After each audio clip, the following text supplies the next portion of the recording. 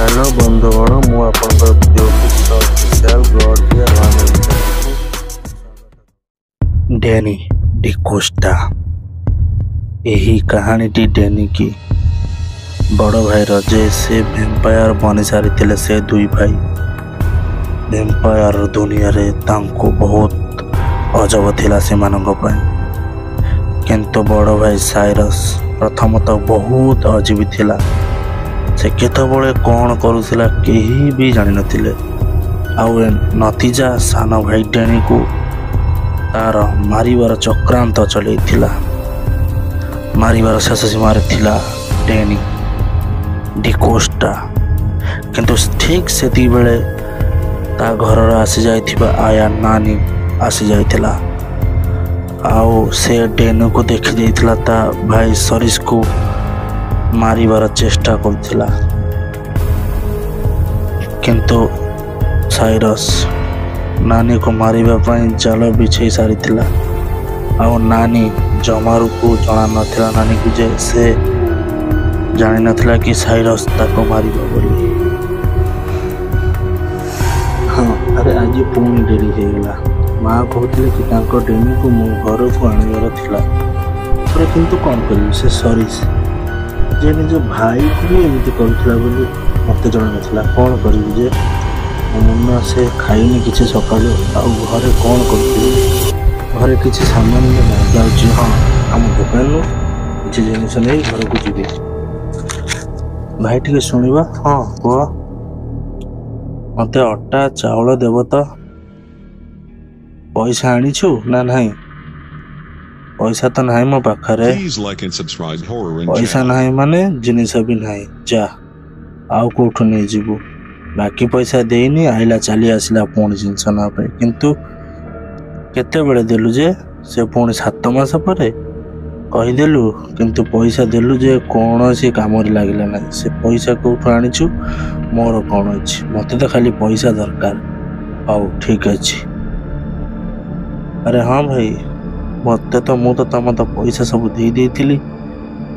आउ एबे कौन असुविधा अच्छे तुम मत दियो मो पुओटा भोकिला अच्छे। अरे जीवु जदि जा जमार खराब करनी भाई दियो आग मासरे दरमा पाइले मु दे देबी। तो विश्वास रख। एबे डिकोस्टा परिवार रे आयार काम करुछि। हाँ से तो बहुत बड़ लोकर घर। हाँ ठीक अच्छे तो दरमा पाइले आग मासरे मु बाकी पैसा दे देबु हैला। तू एबे नहीं किंतु ठीक अच्छे आग मासरे पैसा दे देबु नहले तते आउ तो घर को 2 जन को नीलाम कर धर पैसा से उठू नहीं जी। हाँ जा पड़ा एटा भगवान को कृपा। जा हो मत आज से परिवार आया काम मिलता बोली मो छुआटा आज उपास रहिलानी। मत सौदा दे न था आ एपटे मुन्ना उपास रही न था। जहाँ हो ठाकुर चाहिए मत आयार मन देखी मु आसीगली। हो हाँ हाँ एबे जाली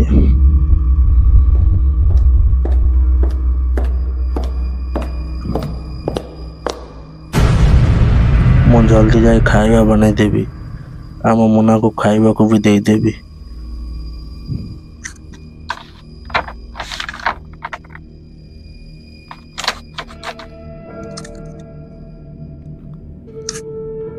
ताको तो मो जमारू भी छाड़बी। माँ माँ हाँ तुझे मुन्ना बहुत भोक लगी और मुझे ते खाइबा को दौची मो धन। से खुशी है ताको डिकोस्टा परिवार चाकरी मिलला। आउ ता पुओ को भोकिला रहिबा को पड़लानी। किंतु गोटे छोट दुख भी थिला। से सही पुणी दुख मन रे से डिकोस्टा परिवार को काम करिया पे आसीथिला। सेठी तार देखा होइथला डैनीर माँ सह। अरे हाँ माँ तुम आसीगलनी? हाँ माँ मु आसीगली। हाँ डैनी आ साइरस को एबे सुआई देइछि। हाँ किंतु तमे मु एमती कौन देखा जाउछि? कौन है कि तुमर क्या सहित झगड़ा हो कि ना? माँ तो चेहरा एमती कौन देखा जाउछि? ए तो मोर भाग्य बहुत भल था जे आपण परिवार रे मु आयार काम करुଥିଲି। मो पिला मानकर दायित्व नेना आउ मो पाखर घर रहिबा हला नानी। आउ रहिला कामर कथा କାମ କାମ ତ ସେଇଟା ସମସ୍ତେ କରିବେ, କିଛି ଅସୁବିଧା ନାହିଁ, କିନ୍ତୁ ଆପଣଙ୍କୁ ଅଟକେଇ ଦେଇଛି। ହଉ ଆପଣ ଏବେ ଯାଆନ୍ତୁ। ହଁ ସାଇରସ୍କୁ ଏଇଠି ଠିଆ ହୋଇଛୁ ଆଡ଼େ ଝାଡ଼ୁ ଧରିକି। ହଁ ଦେ ମୋତେ ଝାଡ଼ୁ। ତୁ ଯା ଡେନିର ରୁମ୍ରେ ଶୋଇଥିବୁ। ଯା ଏବେ ତୁ ଯା ସାଇରସ୍। ଆରେ ଆସିଗଲି ତ ଡେନି ରୁମ୍କୁ। ଇଏ ନାନୀ ବି କିଛି କାମ କରୁନି, ଏଠି ସେଠି ବୁଲୁଛି, ଝାଡ଼ୁ ମାରିବାର ନାହିଁ, ଆଉ ଅଳିଆ ଆବର୍ଜନା ଚାରିଆଡ଼େ କରିଛି। ଏଥିରେ ଖାଲି କହୁଛି ମୁଁ ସବୁ କାମ କରିଦେଇଛି। କେଜାଣି ଖାଲି ଫାଲତୁରେ ଝାଡ଼ୁଟା ଧରି ଏପଟ ସେପଟ ହେଉଛି, କିଛି କାମ ନାହିଁ।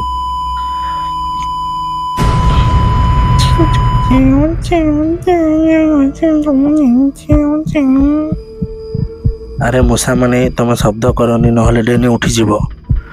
ଶୁଣିକି ଫାଲତୁରେ ଆସି ନାନୀ ମୋତେ ମୋ ଉପରେ ବିଗିଡ଼ିବ। ଡେନି ଉଠିଗଲେ, ଆଉ ମନା କରିଥିଲି ଶବ୍ଦ କରନି ବୋଲି, ଏବେ ଡେନି ଉଠିଗଲା। ତମ ମୁହଁକୁ ଟେପ୍ରେ ବନ୍ଦ କରିକି ମୋତେ ମାରିବାକୁ ପଡ଼ିବ, ଯେମିତି ଆଗରୁ ମୁଁ ତମକୁ ମାରିଥିଲି। ନହେଲେ ଏ ନାନୀ ମୋତେ ଛାଡ଼ିବନି। ଡେନି ଡେନି କ'ଣ ହେଲା କି ଧନ ତୋର?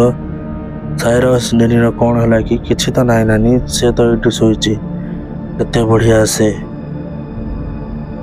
ଏବେ ଯାଉଛି, ନାନୀ ତ ପଳେଇଲା। ସାଇରସ୍କୁ ଏବେ ତକିଆ ପକେଇ ମାରିଦେବି, ଆଉ ତା ପାଟିରେ ଟେପ୍ ଲଗେଇଦେବି ମଧ୍ୟ, ସେ ଆଉ କାନ୍ଦି ପାରିବନି।